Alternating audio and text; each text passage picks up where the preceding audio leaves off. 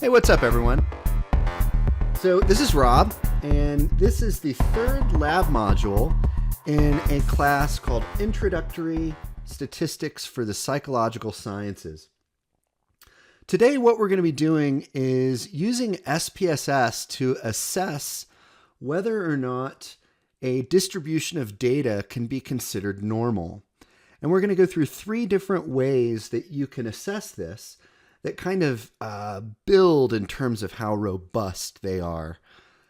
And in addition, we're going to learn how to compute z-scores for all of the scores in a distribution. As much as I'm confident you would love to take 400 raw scores and convert them to z-scores by hand, you no longer have to do that because we have computers.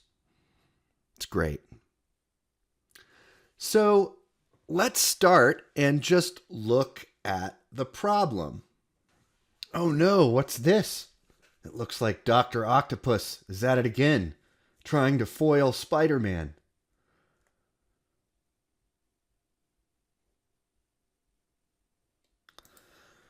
So what's going on here? Well, Dr. Octopus has hacked into Spider-Man's internal network and is messing with the data distribution that controls his spidey senses. Spidey senses require parametric statistics to function normally, and this means that the data must be normally distributed. Dr. Octopus is injecting cases into the existing data distribution to inflate skew and kurtosis. Help save Spider-Man by exploring the spidey sense data. The world is counting on you to determine whether Spider-Man still has a normal distribution and can use his spidey senses to save us all. Okay. So let's just unpack some of the language in here. Well, first, it suggests that Spider-Man needs to have normally distributed data because his senses require parametric statistics. So what are parametric statistics? Basically, parametric statistics are everything we're learning in this class is a parametric statistic, right? At least every inferential stat. So parametric statistics, what it means is that they rely on the standard normal distribution. And if the data that you collect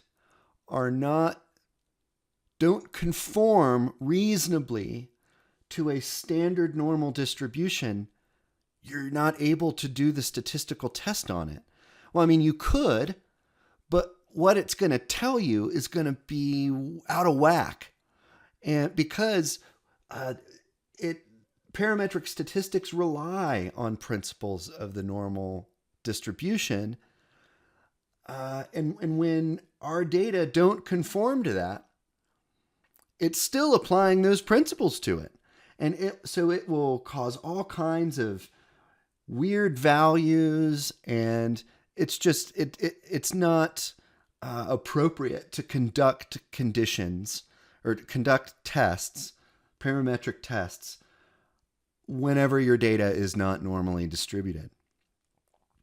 So Dr. Octopus is injecting data into the existing spidey sense data as a way to inflate how skewed and kurtotic the distribution is. And then when Spider-Man tries to run some kind of parametric statistical analysis, everything will be wrong. It'll throw the spidey senses off. And so what we're going to do is we're going to start by exploring how we can determine whether or not our data is normally distributed. So I've pulled up the spidey sense data, and you can see we've got values here. There's a large range of values. To see if our distribution is normally distributed, one thing that we know we can do already is we can compute the mean, median, and mode and see how they relate to each other. And in a normal distribution, the mean, median, and mode should all be equal.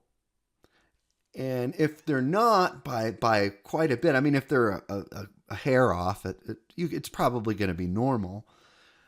But it'll give us kind of a sense. We'll be able to look at, get a sense of whether or not this is skewed or kurtotic on the basis of just looking at the mean, median, and mode. So let's do that. Okay, so you should be familiar with how to compute mean, median, and mode from the first lab or the second lab assignment.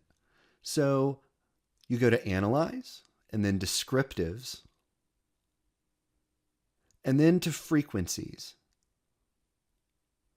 And once you're in Frequencies, you're going to see the Spidey Sense data variable there, and we're going to move it over. You can click the arrow or you can drag it, either way.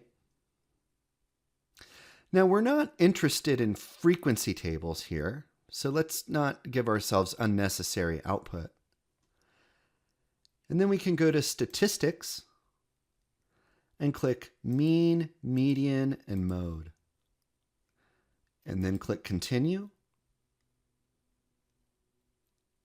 And then OK. And out comes our output window. And so here you can see that the mean and the median and the mode are the same, but the mean is smaller than the median. And so what that suggests, when the mean is smaller than the median, it may be helpful to draw this out on a normal distribution, but it means that the mean is getting pulled towards the lower tail, right? If the mean was higher than the median, it would mean the mean is getting pulled out to the higher tail. But in this case, it looks like this distribution could possibly be negatively skewed. The issue here is, how do we know? I mean, we can kind of get an idea. We know that it is not perfectly normal, but how skewed is it? So the next step in our attempt to save Spider-Man is we're going to let SPSS compute metrics of skewness and kurtosis for us. So go to Analyze, Descriptives, and then Frequencies again. And then under Statistics, you can just click Skewness and Kurtosis there at the bottom. And then click Continue and OK. Okay, so now we have skewness and kurtosis values, as well as the standard error of skewness and the standard error of kurtosis. So let me explain how to interpret this.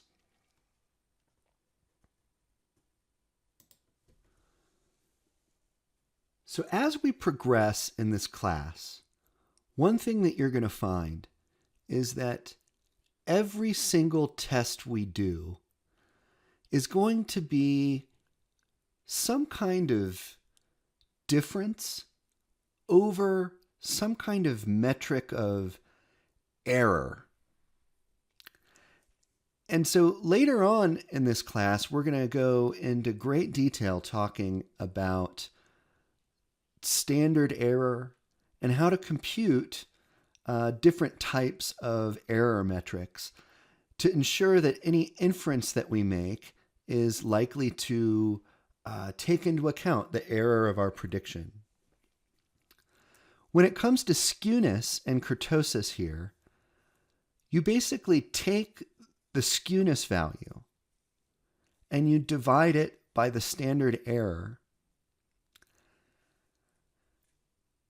And then you look at the value that you get from that. So in the case of skewness here, you take 0.796, and you can drop the sign, it doesn't really matter, divided by 0.264, and you're going to get 3.02.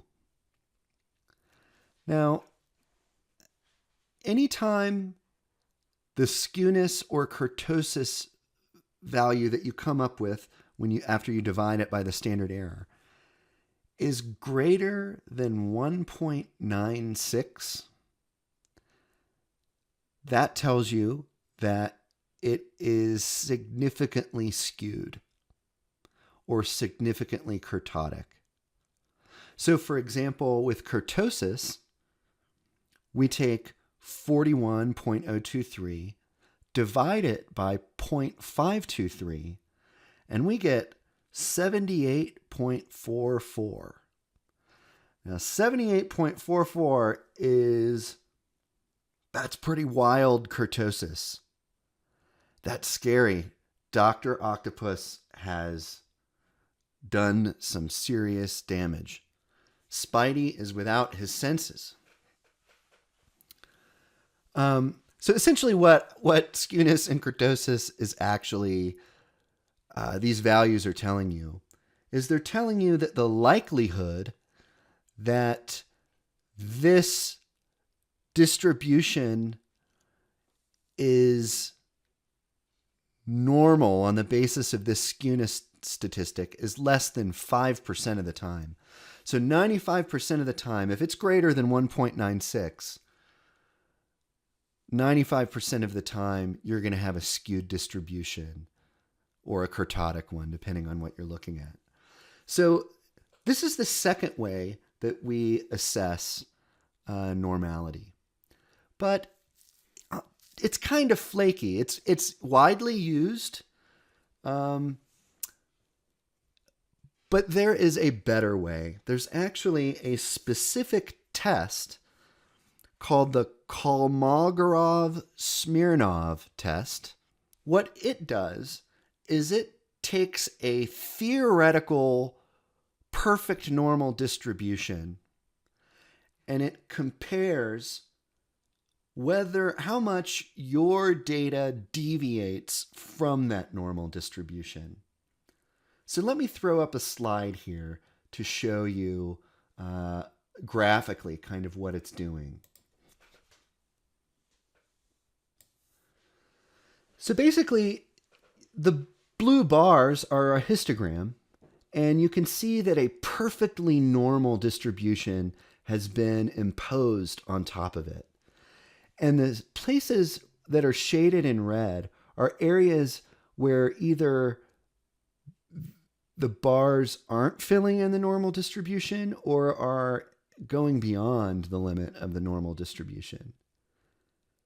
And so basically, what this does, this is a statistical test that will tell you whether or not your data is significantly different from a theoretical normal distribution. And so this is one of the gold standard ways to determine if a variable is normal. So let's go ahead and run this test. So we go to Analyze, and then we go to Non-Parametric Tests. Then we go to Legacy Dialogues. And then we go down to one sample called Kolmogorov-Smirnov.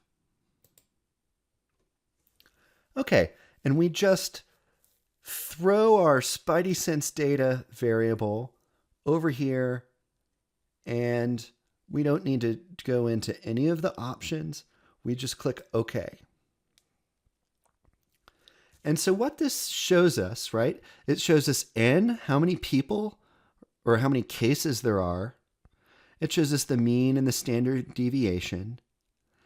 But the important thing here is the test statistic, right? So the test statistic is telling you the magnitude of deviation from normality. But what you really want to know is it significantly different? Is our distribution significantly different from the theoretical standard normal distribution? And the way you do that is you look at this significance two-tailed. Okay? And when we look over here, it's 0.000. Anytime that the significance value is less than 0.05, that means it's significant, right? It means, so that's kind of confusing. I'm trying to introduce this idea early on in the class because it's going to follow us through the remainder of the class, starting next chapter. But so what significance is it's different from like what you would colloquially call significance, right? It doesn't mean meaningful, right? Significance is a specific type of statistical significance. And basically what it says is if you remember when we were doing the z-score problems and we were looking at proportion above and proportion below. Well, if we find the line that cuts off 5% in the tail of a distribution, anything beyond that is considered significantly different. And so what we're showing here is that the distribution of our data is wildly different from the hypothetical or theoretical normal distribution. So it's saying, yeah, we're not normal, and it's all Dr. Octopus's fault. So let's investigate and see if we might be able to determine if Dr. Octopus injected data in here to throw the normality of this distribution off. So to do that, it's super simple, right? We're going to go to Analyze. We're going to go to Descriptive Statistics. And then we're going to go to Descriptives.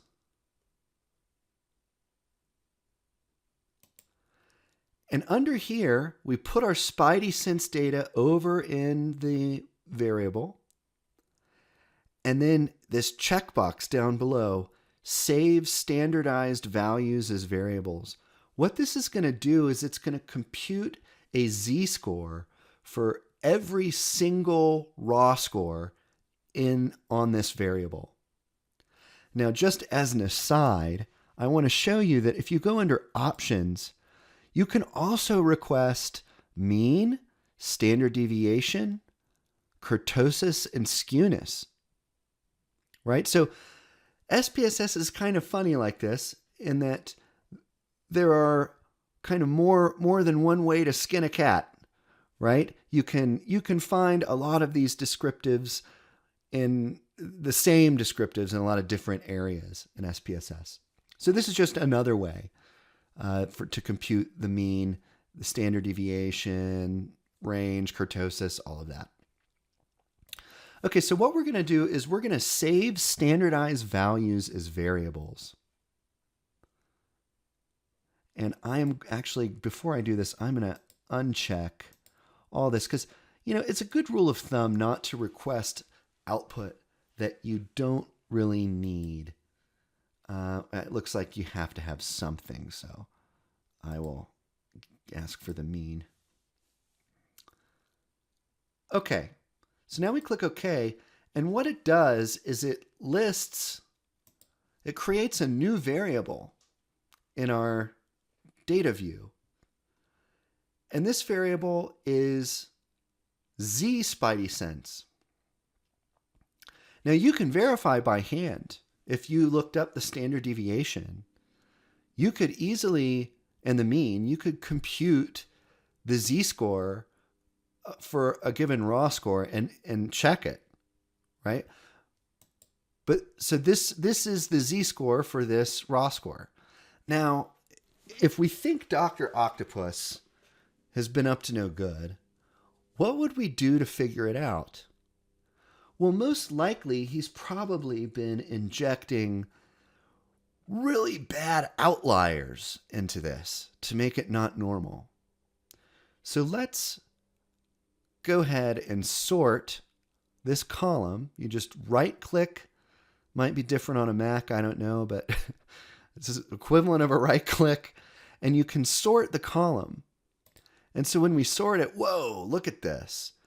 There's a negative value here, and it is 6.64 standard deviations below the mean.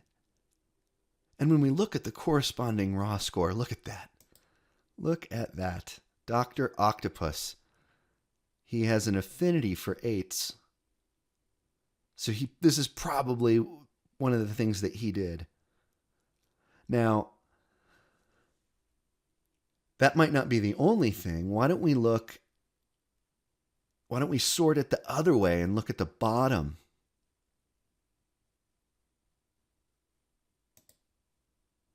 And here we go. There's another one, right? So he injected 8.88 and minus 8.88, and it totally made all of our data useless for parametric tests. Now, I do want to say it is never appropriate for you to delete data out of a data set.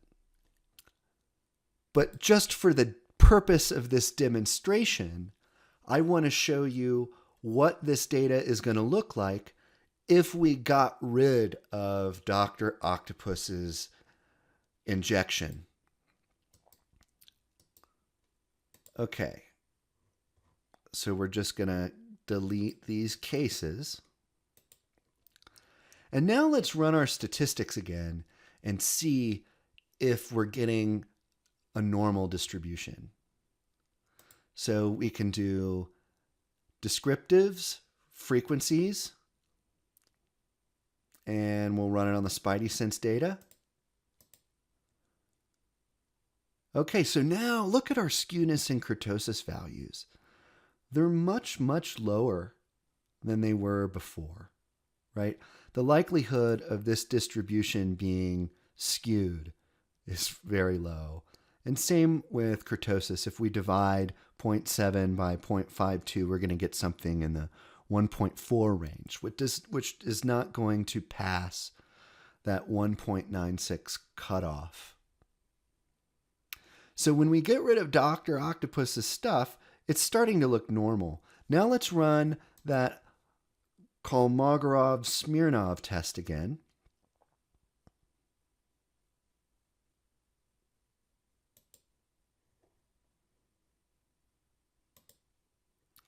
And here we go. We've got, if we look down at the test statistic, it's much lower than it was before. And its significant value is 0.20. That's not less than 0.05. That means that it's not likely that this is a non-normal distribution. And that means it's safe to run parametric statistics on this variable. And in this context, it means that we have restored Spider-Man's ability to use his spider senses. I hope this was helpful and valuable for you to learn a little bit more about how we can look at normality in SPSS and how we can compute raw scores into z-scores with a couple clicks. Thank you for listening, and I hope you have a good evening.